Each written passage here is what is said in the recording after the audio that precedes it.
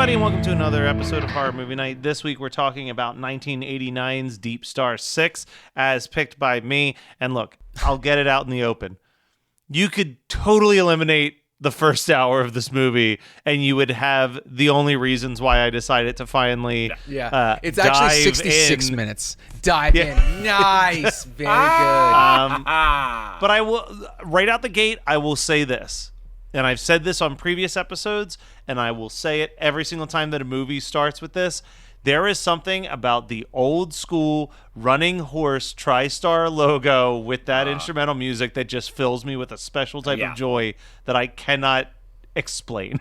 That's so funny. Carly and I clocked that like last week. We were watching something and the TriStar logo came up and I was just like, oh yeah. I couldn't give you a ranking or like a list, but like I just know that logo means that I'm about to watch something, period. Yeah. Like I'm just excited to watch something. But I feel like it's only in this like very small like 5-year window where it was that kind of extended intro with like the Yes, right. That's right.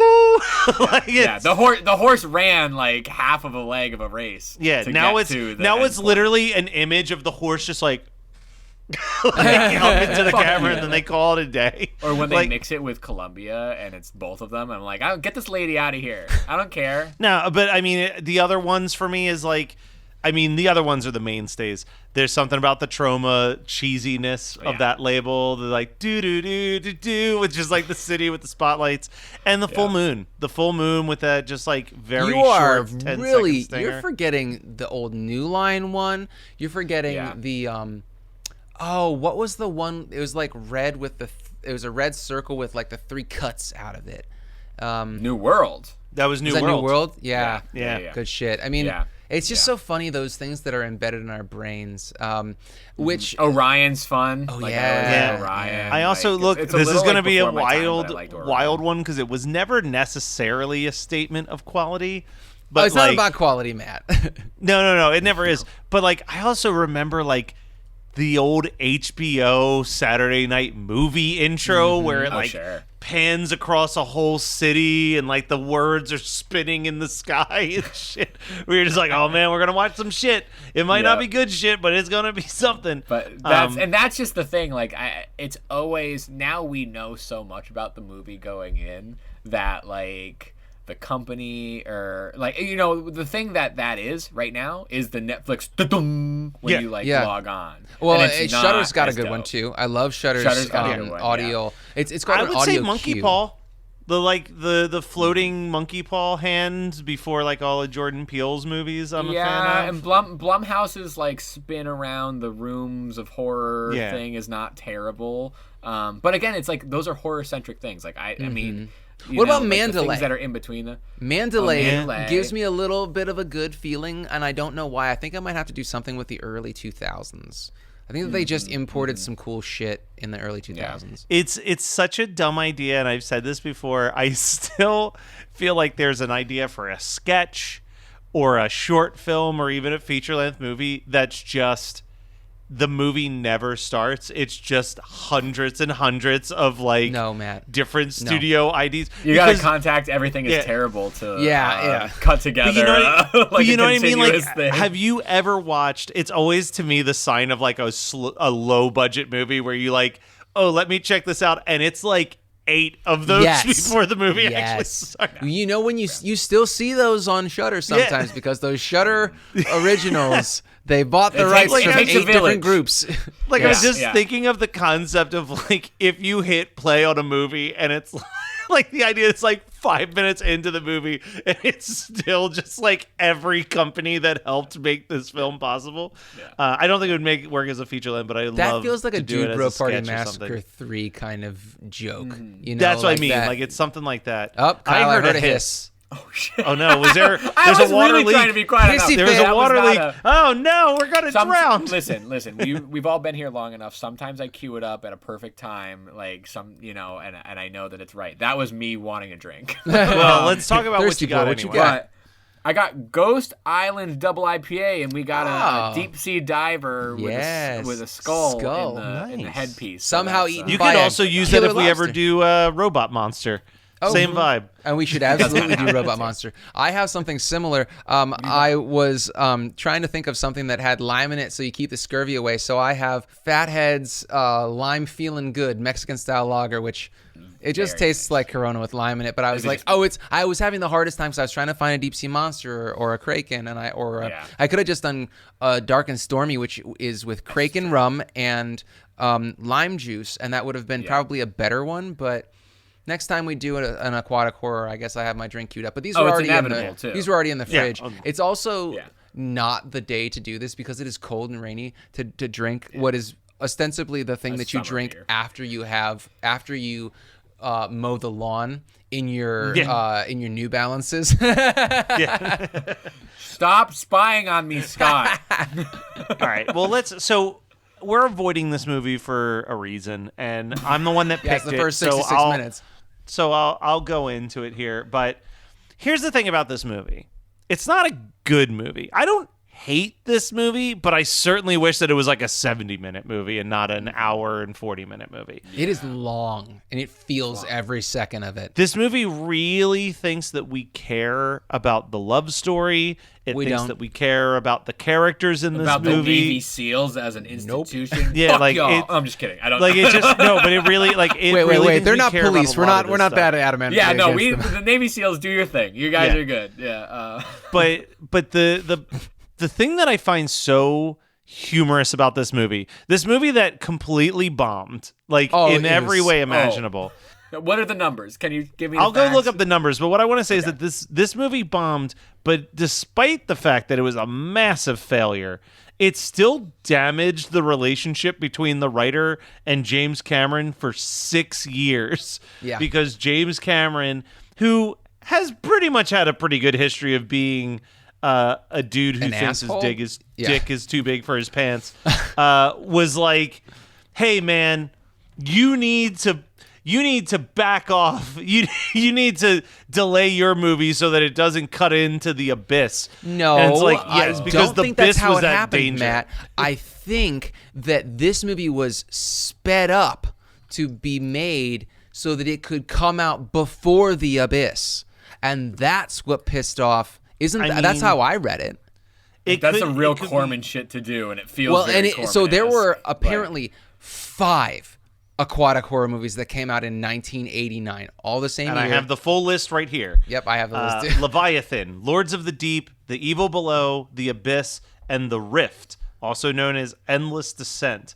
And then it says, with the exception of The Abyss, none of these films were box office hits. Now, this one actually broke even. This was or close to it. This was an $8.5 million budget, and it made $8 million. So like, it also came out in January, which is right. I think it was January or February of 1989. Which that's like the trough of when no one wants to go to the theater, and so for them to make $8 million is not a bad thing. I mean, it's not a good movie. Like let's be absolutely clear for the listeners here that it's not a good movie. But it's not a movie that I fully would say don't watch. I would say start it at the hour mark and you've got a pretty good 40-minute creature feature. Like it's not a masterpiece, but I think that the monster looks fucking dope. Oh, the monster's so good. The monster's great. The monster's better in this than in Leviathan. If anybody has seen Leviathan, this monster is so much cooler. It's a giant killer lobster. Yeah, it looks amazing. Fucking awesome. Yeah. I think Miguel Ferrer is honestly, but who is solid in everything. But I actually like him. I also feel like I know in way more things than I actually do. I'm always like, yeah, this guy was in everything, and then I click his IMDb, and I'm like, I guess I just remember him from watching Hot Shots Part 2 all the time. Oh my god, Matt! Memory unlocked. Childhood memory unlocked. Very good. Thank you. I appreciate that. You know, but he doesn't. I mean, he always plays a bad guy, but like he plays a lesser bad guy here. He's not really bad. More of a, and no, he's not, and he's not that. Bad. He's a cowardly guy who has made a bad choice, but who has been passed down a bad choice. Yes, yeah, because they stress early on. That's the thing. I actually feel bad that his character gets what I think is the most horrific of all of the kills in the entire movie. Yeah, but the longest.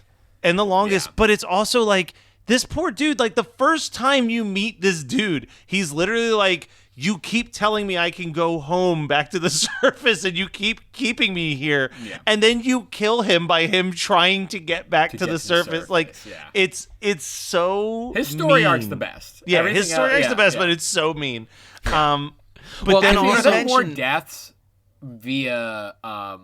Are there more deaths not by the monster than they are by? Well, the okay, so monster in this let's movie? figure this out. I didn't read that. I didn't look for like the kill list, but okay. So the first 2 kills are the guys going down into the crevasse that they open up. So I think that one can be attributed to the crustacean. because the last thing they yell is, "Look at the size of that thing." Yeah, so okay, so that's 2 for monster, and then we have the Captain submersible getting crushed by the door. Yeah, so that's 1. So that's a non-creature kill, and then we have the McBride. I want to say his name gets eaten in half by the monster. So that's 3, and then we have the actual captain get the shark gun to the chest, which is a non-monster, and then we get.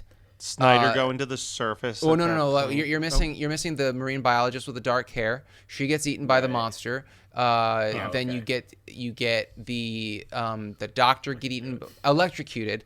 Here's the question: does that one count as as a monster kill, or is it a non-monster kill because she electrocutes the water herself? We can say that's a non-monster kill if you want, but the monster's in frame in the same scene. I would say that it's an even 50-50 at the rate that we're going. If we do a then we half get on 4. both, Yeah, it would be 4.5 call to it 4.5. Yeah, 4 half. Nice. So you're saying McBride? What about McBride? Does that make it a half for him as well? awesome. Well, let's talk about the McBride kill, right? Because that is, I have to me, a question. That is the moment where this movie starts. Yes, It's and like- that's the 66-minute mark for anybody. Yeah, listening. and that is where, and they knew that was the scene in the movie because that's the poster. This poster used to stare at me at the video store. Like, I could not look away from this poster art. It is a beautiful art. It is again another case of like incredible box art for a movie that is just fine. Like, Yeah, there's a reason why aquatic horror is one of my favorite subgenres, and I've watched this movie 2.5 times. So, That's saying something. yeah, it's not. I mean, I've watched Leviathan way more, and the creature in that movie sucks balls compared to this movie. Yeah. I would say that this is in the realm of aquatic horror. If we're going to compare it to equally great box art for mediocre movie, I would say that this is right up there with like Blood Beach. You know what I mean? Like, oh man, box art is not as good as the quality of the actual film that you sit down to That's watch. hyperbole, but also I see your connection. I see Yeah. Blood Beach is like, I think that the art This is is way studio Blood better Beach. than the movie, and this is like the monster at least is cool in this. Like it looks the better monster than is phenomenal in this. basically what you would see on a float at a parade is that's one the of Blood these- Beach monster to me. One of these days, we're gonna have to just bite the bullet and do Blood Beach. I've never seen it. I want to. I've never seen the Oh. whole thing, and there's a reason why. It's Yeah, not. it's- It's a cop procedural until the last 5 minutes. Yeah, we did. Really? We Yeah. did it for a weird ass movie night one night, and I was like, I think we can do this. It won't be a fun watch, but it'll be a fun talk. Is what it came Yeah, down and to. I will always watch and discuss aquatic horror on this show. Like, no matter how bad. I mean, and I also want to see like Nightmare Beach. Is that what it's called? The one that's like the spring break killer, and he's got like it's somebody wearing like a biker helmet thing. Yeah. I think you're that's right. actually I an think it is Nightmare Italian Beach. American. It is flick Italian. together. Yeah. It is Umberto Lenzi, who also did Cannibal Pharaoh and Yes. The Tough One. Also known as Nightmare Make Them City. Die Slowly.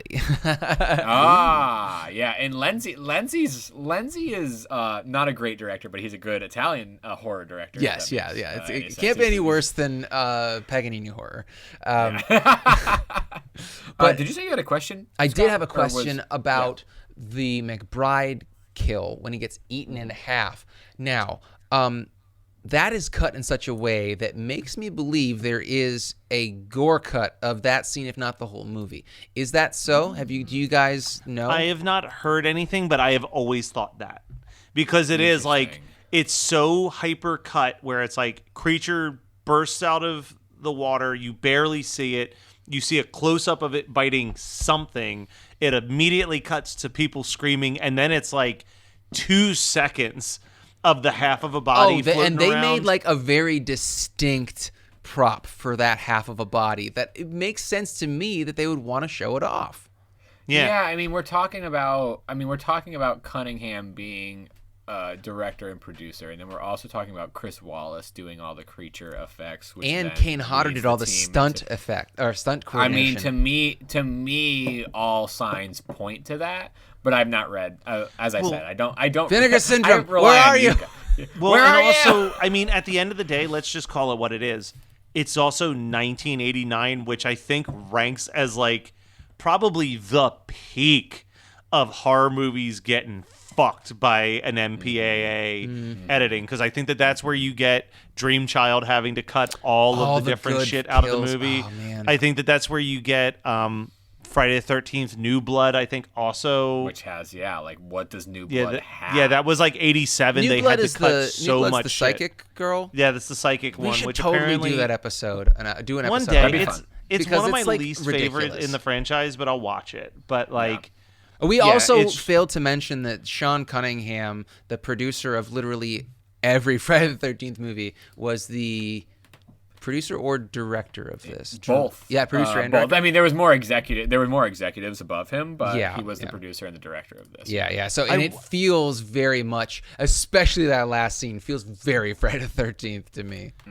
well, and I want to talk a little bit more about this creature. Well, I almost feel like that last scene was an homage to the ending of Friday the 13th. Can it be an homage, and if it's your own fucking movie, or is that just a wink, wink, nudge, nudge? Aren't I so cool, guys? Please go. Quick stroke. Yeah. Yeah, I Yeah, mean, yeah. it could be both. But this I feel like is the greatest example of like how impressive this prop is that we get a full view of this creature in broad daylight. Like that is anybody There's who something to be knows said for anything that. about creature feature movies, it's like, oh, it's going to be in small shots. We're only going to see a couple Half pieces of it. It's going to be in all a that. dark, like small enclosure. It's like, no, we're going to show this fucking beast in a wide open ocean where you can clearly see every aspect of this monster. And it still looks Like, amazing. So, yes. It looks so fucking good. And that's, if nothing else, I'm sure someone has uploaded just the monster scenes on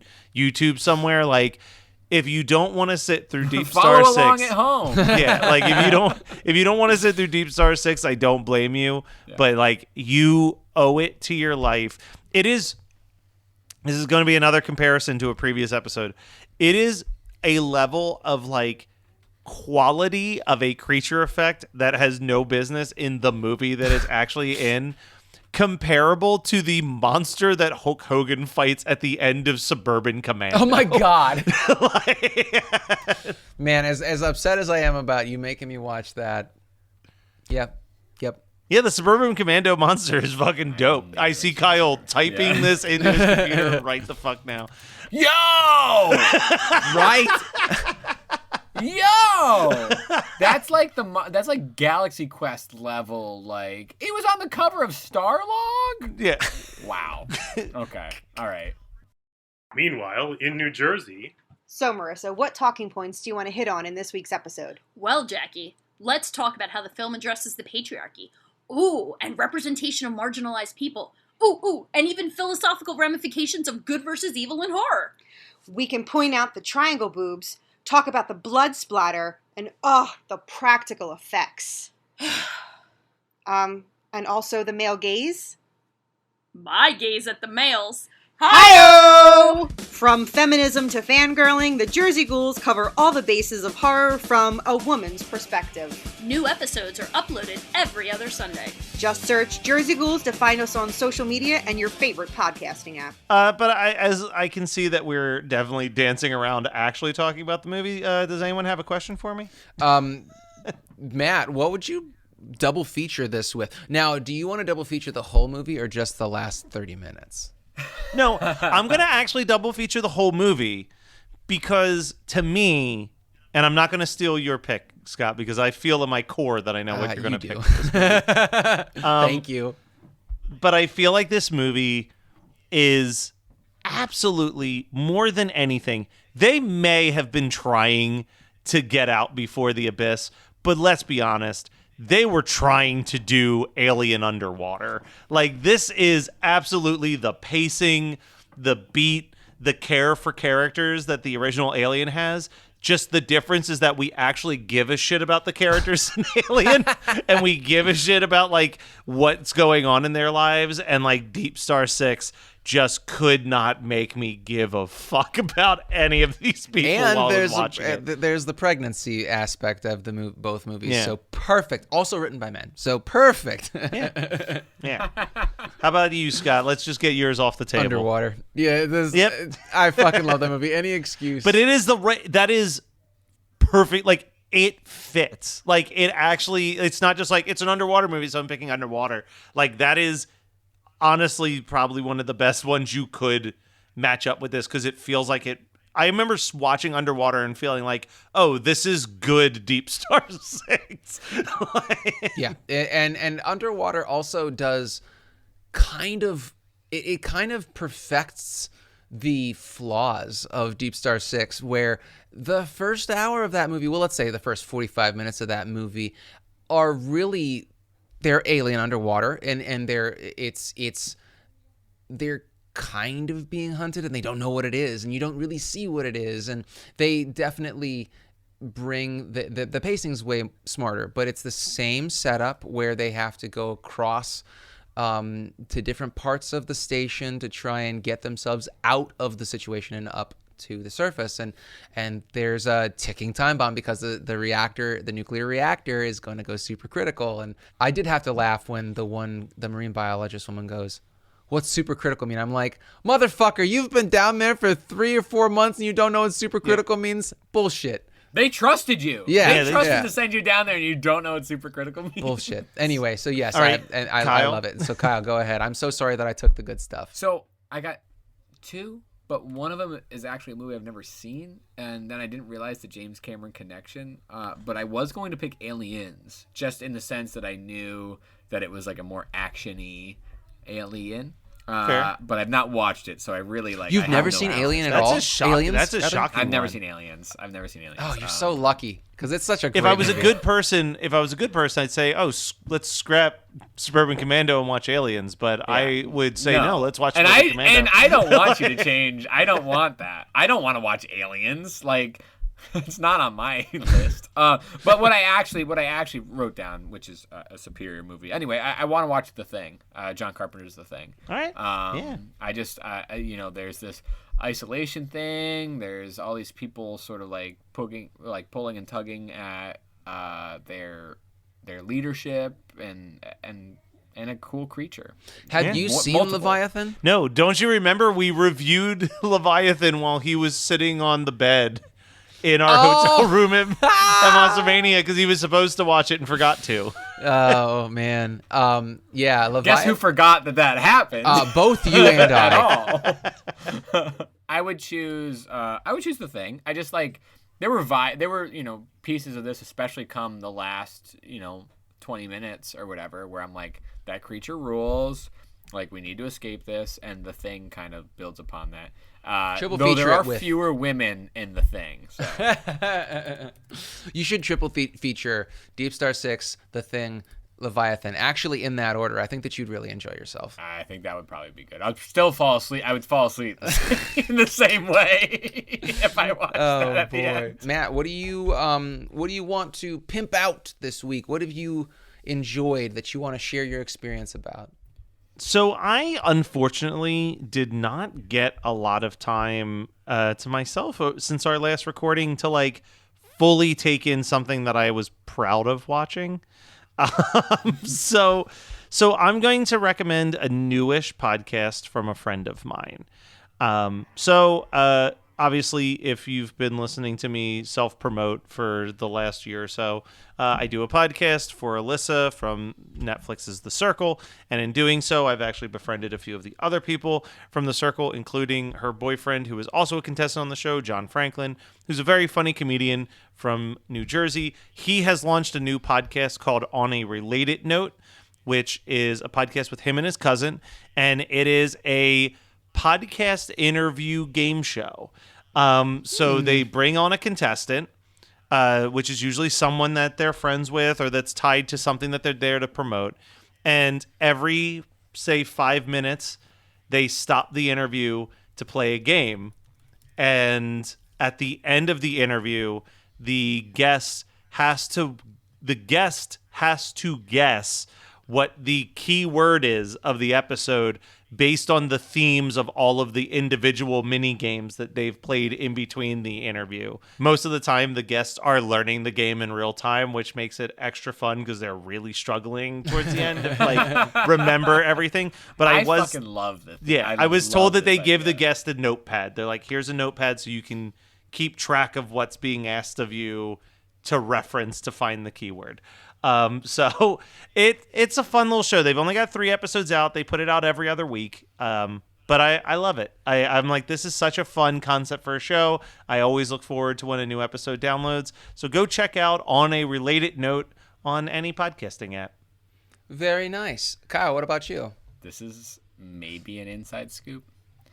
Maybe not. It could fall through at any moment. But The Woodsman is supposed to come out in July. Ooh. And there's an idea that it might be on this YouTube channel that I've been watching called Dark Matters. Dark Matters is a UK-based horror shorts YouTube channel that has put out, like, honestly, they've put out a bunch of stuff, but the stuff that I've been really enjoying has actually been their werewolf content, which is kind of different for me. I don't love werewolf stuff, but they put out this. The first one that I watched was a short called Dead End, and it's a UK werewolf short about a drug dealer who's looking for the person who he's supposed to deal to / pick up from, and they're in the middle of nowhere. It's like a one-man show, and it's just him in his car trying to like figure out this remote area that he's at. And as I said, it was a werewolf short. So there's, there's some menacing creature stuff going on. And I thought it was really fun. There's some cool effects. And then the other one was like a comedy werewolf one called Beware. Instead of the A, there's another E. And I thought that one was also really fun. I was just, again, like kind of taken aback by these short form werewolf pieces that, again, like, I mean, I guess even on this show, we've talked Bad Moon. We've talked a couple other. I think there's been 1 or 2 other werewolf ones. Howling 6. Bad Moon was probably Howling 2. Oh yes, that's Howling right. 5. That's right. What Howling movies haven't we done? Howling stuff too. Right. There's been some Howling. Silver Bullet. Too. We did Silver Bullet. Yeah. Sleepwalkers is kind of werewolves. But they have, it's not all werewolf stuff. It just happens to be, those were the things that I had happened to watch. There was also one like 3-minute short called The Telemarketer that I thought was really great. There was some good acting in it. But like, this channel is putting out some really excellent stuff that it hasn't been stuff that I've seen on the circuit, but has been a really nice home for some pretty cool horror shorts. Maybe another one might be coming out on there. But I can't say for sure. But the one that at the time of this recording, there's one that they're going to release where it's a one called All You Can Eat, and Jello Biafra from Dead Kennedys plays a talking killer burrito. So we're talking about some really good content there. And I've been plugging through their shorts, but as I said, the werewolf ones are the ones I started with. There's some cool stuff there's a cool series called The Crone, which all the stills look really cool for. I just haven't sat down and watched it yet. But that's Dark Matters on YouTube. This isn't new news. It's just been it's the cycle of me finally getting to mention it because it kind of fell by the wayside due to some other things that I wanted to mention due to them being TV shows that we were watching and things like that. But maybe 2 months ago, at this point, definitely 2 months ago, I finished reading the most recent A Court of Thorns and Roses book called A Court of Silver Flame, which is the 5th book in the series. It was fun, really good time. I love me some fantasy, romantasy. Yeah, it's kind of like smutty Lord of the Rings in a way. But I enjoyed the book. It's not my favorite in the series, but the second book in the series is my favorite book. So it's kind of fucking hard to top the second book because of just the motifs and the concepts that were discussed in it. But I'm anxiously awaiting. I'm salivating. I'm half bricked waiting for the next book in the series. Sarah J. Maas has a bunch of other romantasy type series that Megan read some of one of the other series, and she was like, you might like it, but she wasn't like energetic, and this is not a dig on her at all. It's that she was a bit lukewarm on it, and I was like, yeah, I don't love fantasy. Like, I did my fantasy time back in junior high, and it takes a lot for me to want to go back to it, and so I was very, very reticent to start the A Court of Thorns and Roses series, because I was like, I told her for like a month while she was reading them, I was like, I just not really a fantasy guy. You know, if I'm going to spend time, because like books are a huge time commitment when I could or should. And Kyle, you know, you talked about this relatively recently, and you talked about it in the April or the May newsletter, that, you know, like self-care, personal time, those things are, you feel guilty when you take them, and reading right now is like really hard for me to do, because in my free time I'm like, I should be writing music, I should be, you know, gardening. There are a million things that I should be doing, and but reading, it's just hard to slow down. Big quotes over should, but yeah. Oh yeah, yeah. I'm sorry if my enunciation is not obvious enough. No, I'm emphasizing your emphasis. Yeah. Because it's important. Yeah, I think that it's very valid to spend time. And I think that reading is important because it's so easy not to. And I have nothing against audiobooks. They're totally fine. I just feel like I get a mental workout when I read. And I was such a voracious reader in junior high and most of high school that I, you know, like after college, because during college you do so much reading as it's a responsibility for your classes. Yes. And so I think that just killed it for me after college, and I got away from it. I've read, you know, I read like 5 novels a year or something like that. I mean, it's a pretty low number. I'd like to bump those numbers up a little bit. Mm-hmm. So it's just a matter of making myself sit down and do it. Also, I would need to find novels that aren't self-serving, because I feel like so many novels are masturbatory, and that might be a side effect of reading too much Stephen King, just because he spends, you know, 20 pages explaining the way that a door handle looks. And not that he's not a great writer, but I don't have time to read an 800-page book. I think that I love short form horror. You know, you're talking about short form horror in video form, or in visual form. I loved Love, Death, and Robots. You know, I think that that's a really great and lost art, is the short form genre film or story. And so any listeners that made it this far into my diatribe and into this episode, if you have suggestions for horror or genre writings that are not 800 pages, please message me. Email hmmpodcast@gmail.com. You know, I'd love to. I don't want to necessarily. I mean, I know we've talked a little bit about the possibility of doing a book club maybe like doing 4 or 5 a year. HMN book club. It'd be fun. I just don't know if we've really gotten to a point where we have that kind of time. Here's what here's what we're gonna have to do, honestly, with that. And I hate throwing stuff on the listeners, but let's say anybody who joins the Patreon, even if they join for $1, gets access to the Slack group. And the Slack group goes through its phases of it'll be bumping, and then it'll be quiet, and then it'll be bumping again.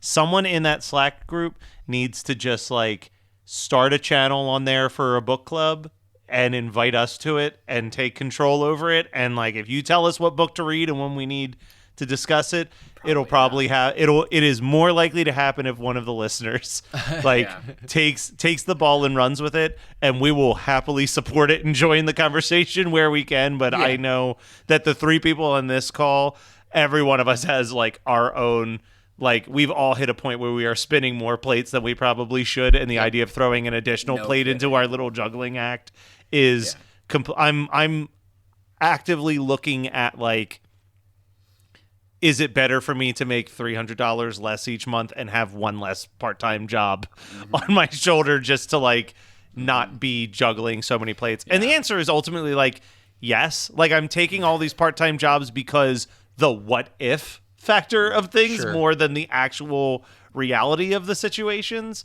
And I need to be okay with, like, for the most part, the what if probably won't happen, or even if it does, it probably won't be as, like, end of the world, doom and gloom, like unsurvivable circumstance as, like, my brain has made me believe. The gap has shrunk a little bit for you, man. Yeah, like, it really is like a point where it's like like, I don't want to talk about cool adult stuff like taxes, but, like, I literally was like, how will I ever afford how much I have to owe the government in taxes? And in my brain, I'm like, I probably owe $6,000 or $7,000. Like, where is that money going to come from? And then my aunt's like, all right, so you owe like $300.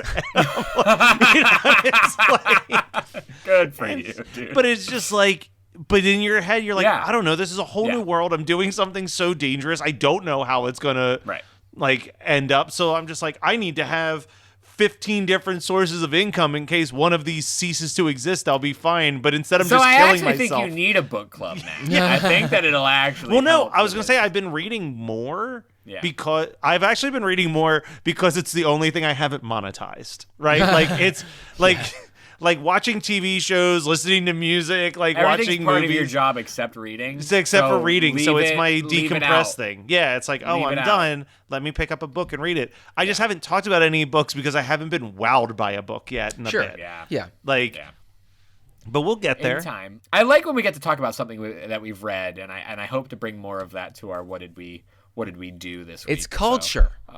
It's culture, baby. We bring it to the table, and listeners are like, maybe I should read too instead of watching all this schlocky bullshit. And then that's how our listenership drops, but it's because people are reading. We're promoting literacy. Yeah. I'll take that hit. Just like I took the hit for picking Deepstar Six, a movie that we really found a way similar to this movie to make it where you didn't really need to pay attention to the first half, but we really stuck the landing at the end of the episode. We'll be back next week with even more horror movie night goodness.